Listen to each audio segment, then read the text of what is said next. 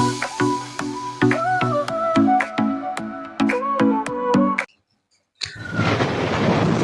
में यूरोपियों के आगमन की अगर बात की जाए तो जिनमें क्रमशः पुर्तगाली, डच, अंग्रेज, डेन्स और फ्रांसीसी आए। यूरोपीय कंपनियों के भारत में आने के प्रमुख कारण निम्नलिखित हैं। नंबर 1, 17वीं सदी के दौरान यूरोप में वाणिज्यवाद के लिए कंपनियों की स्थापना हुई।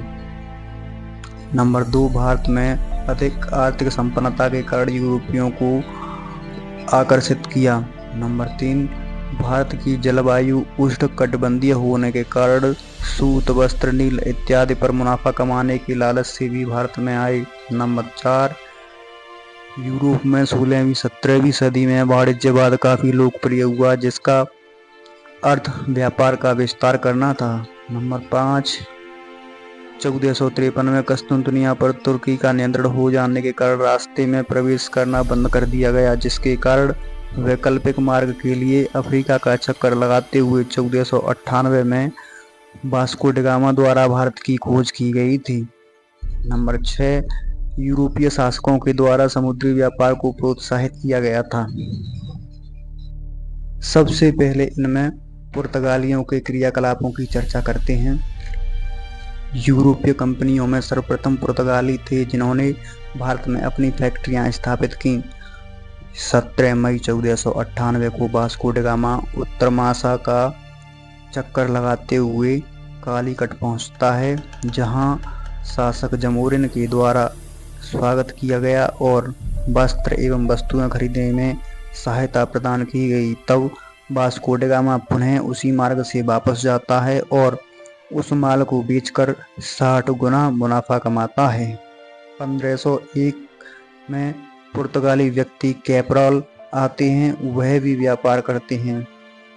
1502 में पुनः वास्को ड गामा भारत आता है और 1503 में कोचीन में फैक्ट्री स्थापित करता है, जिसे पुर्तगालियों ने गोवा से पहले अपनी राजधानी बनाया था।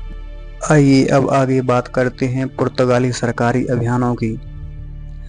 निजी व्यक्तियों के लाभ को देखकर पुर्तगाली सरकार ने सरकारी कंपनी की स्थापना की, जिसका नाम एस्तादो द इंडिया रखा गया था, जिसका सर्वोच्च अधिकारी गवर्नर कहलाया। उसे युद्ध, व्यापार, संधि संबंधित सभी अधिकार दे दिए गए थे।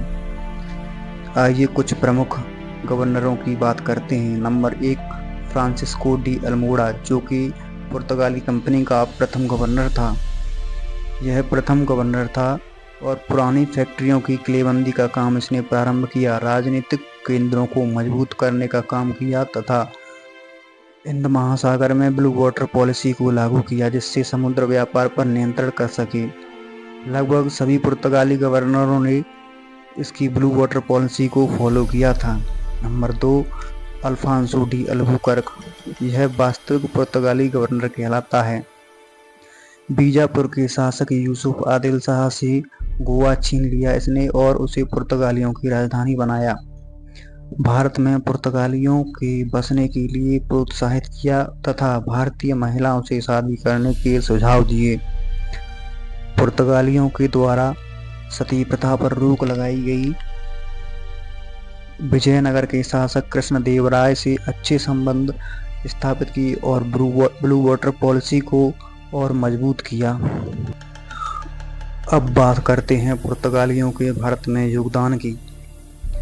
तो फसल एवं कृषि में भी इनके बहुत योगदान रहे हैं, जैसे आलू, अमरूद, तंबाकू, आम, मटर, मिर्च और अन्य फसलों का भारत में लाए और फसल उगाना आरंभ करवाया। इनके द्वारा आधुनिक प्रेस की स्थापना की गई और सर्वप्रथम उन्होंने भारत में बाइबल की छपाई की। भारत में यांत्रिक घड़ी को भी पुर्तगाली लेकर के आए थे। अब आगे देखते हैं पुर्तगालियों की प्रारंभिक सफलता के आखिर क्या कारण थे। तो आइए देखते हैं।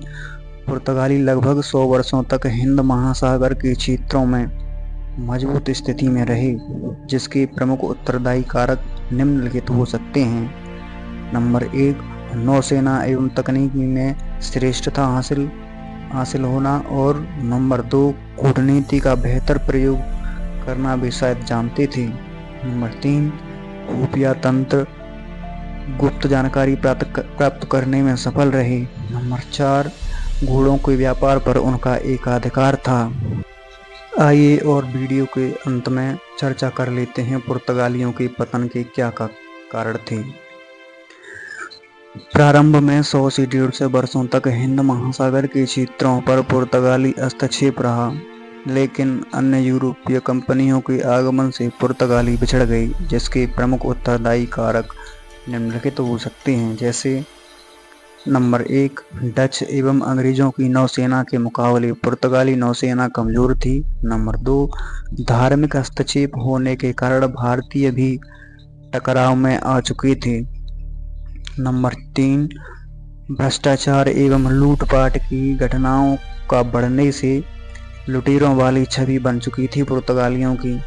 नंबर 4, इनके पास संसाधनों की उतनी अधिकता नहीं थी, अर्थात कहें तो इन्होंने भारत के साथ साथ ब्राज़ील पर अधिक ध्यान दिया था, जिसके कारण इनकी पकड़ भारत पर कमज़ोर हो गई। अगर वीडियो अच्छा लगा हो तो लाइक, कमेंट और शेयर ज़रूर करें और चैनल को सब्सक्राइब करना ना भूलें।